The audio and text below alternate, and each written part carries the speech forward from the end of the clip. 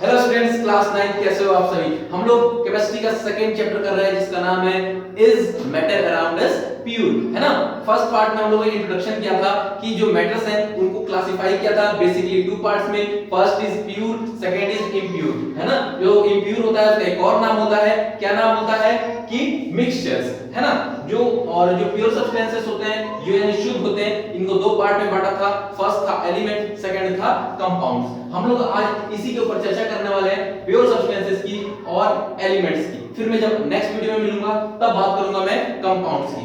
आज मैं सिर्फ बात करने वाला हूं प्योर सब्सटेंस और एलिमेंट्स की।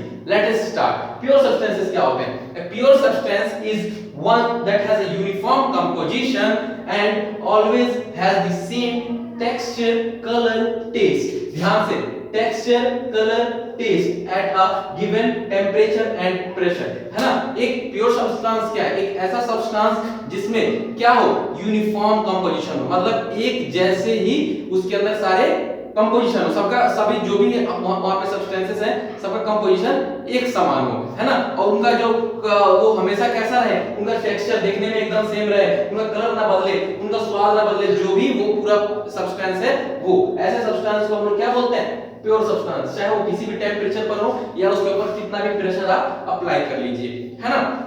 इसके बेसिक कैरेक्टरिस्टिक्स क्या है? It is not possible to change composition of pure substances by any physical method. कोई भी मतलब ऐसा कुछ नहीं है, हमारे पास कोई ऐसा फिजिकल मेथड नहीं है जिसका यूज कर हम किसी भी प्रकार के प्योर सब्सटेंस का कंपोजिशन बदल सके, है ना। हाइड्रोजन पे आप कुछ भी काम कर लीजिएगा वो हाइड्रोजन का हाइड्रोजन ही रहेगा। कोई भी फिजिकल मेथड आप यूज कर लीजिएगा वो टूटने वाला नहीं है ना। और वाटर है, वाटर भी आप एक तरीके का हम लोग बोल सकते हैं कि शुद्ध है, जहां पे हॉट वाटर और हाइड्रोजन और ऑक्सीजन का जो मिक्सचर है, हाइड्रोजन और ऑक्सीजन का जो क्या बोलते हैं कंपोजिशन है, उसको आप लोग ब्रेक डाउन नहीं कर सकते किसी भी फिजिकल मेथड से, तो एटलीस्ट नहीं कर सकते हैं। सेकंड है, it has fixed boiling and melting point, है ना। इसका जो बॉइलिंग पॉइंट होता है वो भी सेम है, फिक्स्ड है, और जो मेल्टिंग पॉइंट है वो भी फिक्स्ड है ना। जैसे एक एग्जांपल लेते हैं वाटर का, H2O, दो चीजों से मिलकर बना हुआ है, किसी से H2O और दूसरा बना हुआ है ऑक्सीजन से, है ना। ये दोनों अलग-अलग एलिमेंट्स हैं, लेकिन जो वाटर होता है उसका जो बॉइलिंग पॉइंट होता है 100 डिग्री सेल्सियस फिक्स है ना। क्यों? हाइड्रोजन का भी वही होगा, ऑक्सीजन का भी वही होगा, है ना। बात समझ में आ रही है ना। उसके बाद जैसे कि मेल्टिंग पॉइंट है, तो मेल्टिंग पॉइंट भी दोनों का सेम ही होगा। ऐसा तो नहीं कि हाइड्रोजन अलग टाइम पर मेल्ट हो रहा है, ऑक्सीजन अलग टाइम पर मेल्ट हो रहा है, ऐसा तो नहीं है ना। वाटर यानी H2O एक ही साथ पूरा मेल्ट हो जाता है ना। अभी हम लोग बात करने वाले हैं नेक्स्ट में एलिमेंट्स की, है ना। अभी हम बात करने वाले हैं प्योर सब्सटेंस का, बात किया हमने, अब बात करने वाले हैं एलिमेंट्स का, है ना। नाउ वाटर एलिमेंट्स, जैसा कि हम जानते हैं प्योर सब्सटेंसेस को दो पार्ट में डिवाइड किया गया है, एक एलिमेंट और दूसरा कंपाउंड। पहले हम लोग अभी बात करने वाले हैं एलिमेंट्स का। नाउ वाटर एलिमेंट्स तत्व, है ना। Pure substances which are made of only one kind of atom or element. कोई भी एक ऐसा सब्सटेंस जो कि क्या सिर्फ और सिर्फ एक ही प्रकार के एटम से मिलकर बना हुआ है, उसको हम लोग बोलते हैं एलिमेंट। जैसे हाइड्रोजन का फॉर्मूला क्या होता है भाई? H2, इसमें क्या है? हाइड्रोजन के दो एटम्स मिलके बने हुए, है ना। ऑक्सीजन, है ना, O, नाइट्रोजन, है ना, इसमें सिर्फ N, इसमें O, इसमें H, मतलब इसका सिंबल है, हाइड्रोजन का सिंबल H है, लेकिन दो हाइड्रोजन के एटम से मिलकर बना हुआ है, ऑक्सीजन के दो एटम से मिलकर ऑक्सीजन बना हुआ है, नाइट्रोजन के दो, मतलब ये क्या है? एक ही तरीके की एटम्स इसके अंदर हैं, और ऐसे सब्सटेंसेस को हम क्या बोलते हैं? एलिमेंट्स, ठीक है। नाउ एलिमेंट्स के कुछ कैरेक्टरिस्टिक्स हैं। First, they can not be subdivided into simpler parts by any chemical means. इनको हम लोग किसी भी केमिकल मेथड से भी सेपरेट आउट नहीं कर सकते हैं। चाहे इस पे आप कुछ भी कोई भी एप्लीकेशन लगा लीजिए, वो टूटने वाला नहीं है, बिकॉज वो खुद ही वही है भाई, टूटेगा क्या, है ना। दूसरा, इंडिविजुअली और in combination elements form everything in the world. दुनिया के अंदर जितनी भी चीजें हैं उसका सबसे बेसिक थिंग क्या है? एलिमेंट। ये चाहे खुद से अकेले बनाया हो या फिर कुछ चीजों को अपने साथ दूसरे एलिमेंट्स को जोड़कर अपने साथ बनाते हैं, लेकिन उनका सबसे स्टार्टअप कहां से होता है? एलिमेंट से ही होता है ना। तीसरी, There are 118 known elements. All of the elements are inserted in the chart called periodic table. अभी तक हमारे पास 118 ऐसे एलिमेंट्स हैं जिनको हम जानते हैं. इन फ्यूचर और भी हो सकते हैं, खोज चल रही है. ऐसा नहीं है कि साइंस जो है बैठा हुआ है ना, मिलता है कुछ और दिया जाएगा जगह. तो अभी तक हमारे पास कितनी है? 118 टोटल एलिमेंट्स हैं जिनको हम लोगों ने बहुत ही बेहतरीन तरीके से एक पीरियोडिक टेबल के अंदर सजाया हुआ है ना. एक टेबल के अंदर सजाया गया है उनके कैरेक्टरिस्टिक्स के आधार पर, है ना, सब चीज को ध्यान में रखते हुए, है ना. और ऐसे जो टेबल में सजाया गया उसका नाम हम लोगों ने रखा है पीरियोडिक टेबल, आवर्त सारणी, है ना. और जो आवर्त सारणी है, वो जो आवर्त सारणी है तो उसमें मतलब वो आप लोगों को डिटेल में पढ़ना है. 10th क्लास में एक चैप्टर है पूरा, है ना, उसमें हम लोग पूरा इसको डिटेल में करेंगे. अभी बस इतना ही कि अभी तक हमारे पास 118 क्या है, मतलब है. क्लासिफिकेशन ऑफ एलिमेंट्स, है ना. अभी हमने पढ़ा कि जो इसकी प्रॉपर्टीज होती हैं उनको समझे. अब हम इसका क्लासिफिकेशन करते हैं. क्लासिफिकेशन इसको दो बेसिस पे किया जाता है एलिमेंट्स को. एक तो इसके फिजिकल स्टेट पर, और जो दूसरा होता है वो इसके in their properties of element के प्रॉपर्टीज के आधार पर किया जाता है. वेरिएशन जो होता है इनके, उस वेरिएशन के आधार पर किया जाता है. अभी खैर हम लोग बात करते हैं पहले फिजिकल स्टेट का, फिर उसका बात करेंगे. तो फिजिकल स्टेट के आधार पर हम लोग किसी भी एलिमेंट को दो तीन हिस्सों में बांटते हैं, सॉलिड, लिक्विड एंड गैस. हम लोगों ने इन तीनों को बहुत डिटेल में फर्स्ट चैप्टर में डिस्कस कर लिया है. यहाँ पर इसको डिस्कस करने की कोई जरूरत नहीं बनता है ना. ये कुछ चीजें हैं इनसे जुड़ी हुई, जैसे two elements exist as liquid at room temperature. दो ऐसे एलिमेंट्स हैं जो कि लिक्विड फॉर्म में पाए जाते हैं.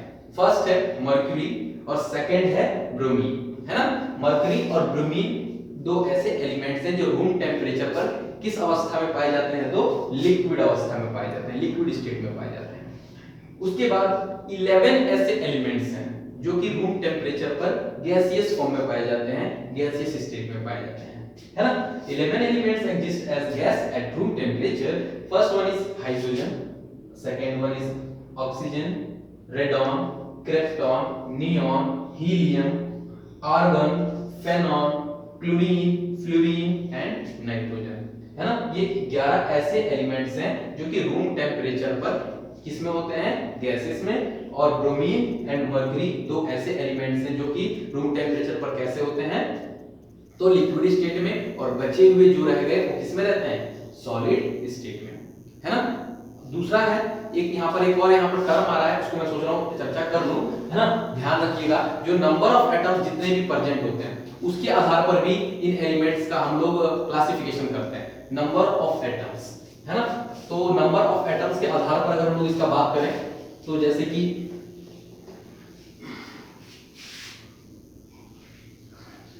नंबर ऑफ एटम्स, जैसे number of atoms present in element. ध्यान से, एक हो सकता है मोनो एटॉमिक, मतलब एक ऐसा एलिमेंट जिसके अंदर सिर्फ और सिर्फ नंबर ऑफ एटम कितना हो?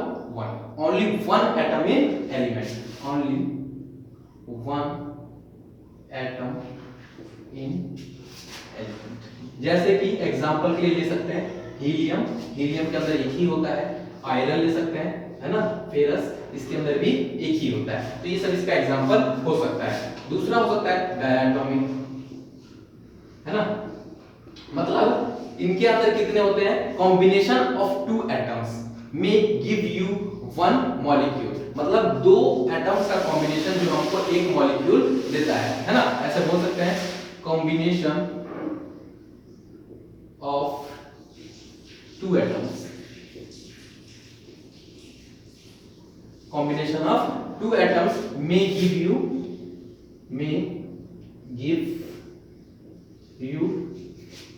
1 molecule, है ना. जैसे कि ऑक्सीजन, इसमें कितने एटम होते हैं? O2, है ना. हाइड्रोजन कितने एटम होते हैं? H2, है ना. उसके बाद नाइट्रोजन कितने मॉलिक्यूल होते हैं? सॉरी, कितने एटम होते हैं? नंबर ऑफ एटम्स कितने होते हैं? सब में 2. तो इन सब में नंबर ऑफ एटम्स कितने हैं? 2 2. और ये पूरा ऑक्सीजन क्या हो गए? पूरा इनका एक मॉलिक्यूल तैयार हुआ। या फिर दो से ज्यादा होगा तो उनको हम लोग बोल सकते हैं पॉली एटॉमिक, है ना, मोर देन टू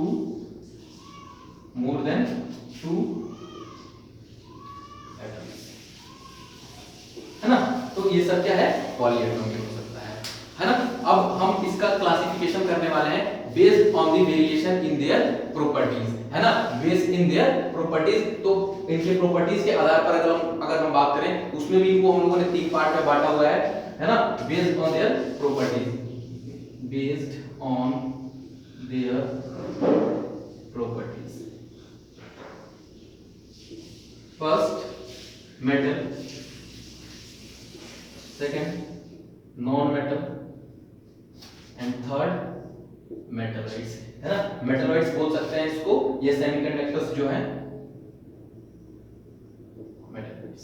तो ऐसे हम लोगों ने इनको बांटा हुआ है। इनके बारे में डिटेल में मेटल्स को, नॉन मेटल्स को, मेटलॉइड्स को हम लोग इन 10th क्लास में बहुत डिटेल में डिस्कस करने वाले हैं। अभी हम इसके ऊपर ज्यादा चर्चा नहीं करेंगे। हालांकि आप लोगों ने 8th में जब होंगे आप लोग तो इसको थोड़ा बहुत पढ़ा होगा कि मेटल्स क्या होते हैं, नॉन मेटल्स क्या होते हैं, है ना, सेमीकंडक्टर्स या मेटलॉइड्स क्या होते हैं। तो इनके ऊपर भी हम लोग इनको बांटते हैं। तो एलिमेंट्स को 3 तरीकों से बांटा जा सकता है। पहले उनके फिजिकल स्टेट पे, दूसरे नंबर ऑफ एटम्स कितने प्रेजेंट हैं, और तीसरा जो है बेस्ड ऑन देयर प्रॉपर्टीज। ठीक है, अब हम बात करने वाले हैं किसका, कंपाउंड का।